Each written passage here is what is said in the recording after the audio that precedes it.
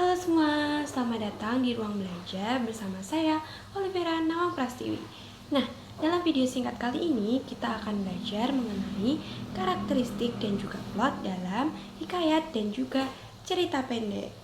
Oke, langsung saja kita akan membahas mengenai karakteristik hikayat. Untuk karakteristik hikayat yang pertama adalah kemustahilan, di mana baik itu cerita, tokoh maupun alur dalam hikayat mengandung unsur kemustahilan. Dengan kata lain, hikayat tidak logis atau tidak bisa diterima oleh akal sehat maupun nalar. Yang kedua, tokoh sakti. Tokoh-tokoh yang terkandung dalam hikayat biasanya mempunyai kemampuan layaknya superhero di film-film. Kemudian yang ketiga adalah anonim, di mana penulis cerita hikayat tidak diketahui secara pasti atau bersifat anonim, karena biasanya hikayat disampaikan secara lisan ataupun turun-temurun. Yang keempat, istana sentris, artinya latar belakang cerita dalam hikayat itu berlangsung di istana. Misalnya, konflik antar saudara, perjodohan putri dengan pangeran, perebutan tahta, dan masih banyak lagi. Kemudian yang kelima adalah alur berbingkai. Alur berbingkai artinya hikayat memiliki lebih dari satu cerita dalam cerita tersebut.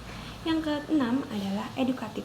Walaupun hikayat menceritakan tentang hal-hal yang di luar nalar, namun pada kenyataannya hikayat mengandung amanat yang bisa diterapkan di dalam kehidupan sehari-hari.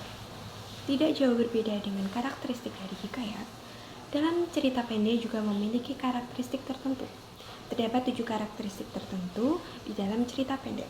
Yang pertama adalah ceritanya berbentuk karangan, fiktif, ataupun rekaan.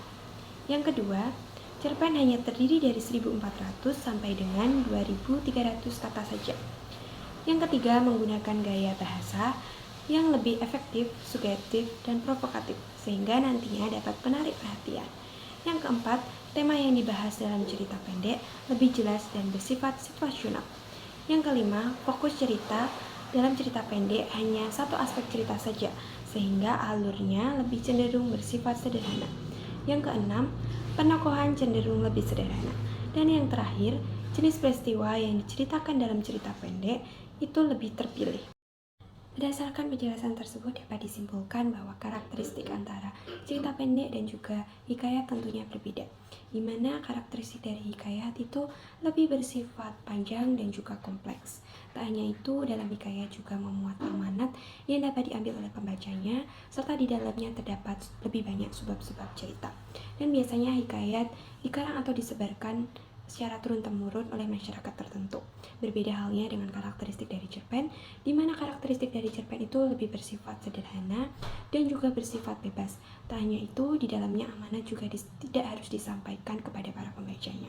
Dan yang terakhir, cerpen sendiri pengarangnya bersifat individual dan sifatnya dapat dipublikasikan.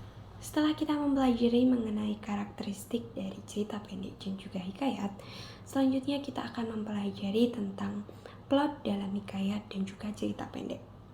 Plot dalam hikayat dan juga cerita pendek tentunya berbeda, di mana dalam hikayat biasanya menggunakan alur maju yang menceritakan kisah kehidupan seseorang dalam menghadapi berbagai rintangan dalam kehidupan mulai dari awal sampai akhir. Sedangkan dalam cerita pendek biasanya menggunakan alur maju, alur mundur, maupun alur campur, sehingga ceritanya lebih bersifat fleksibel.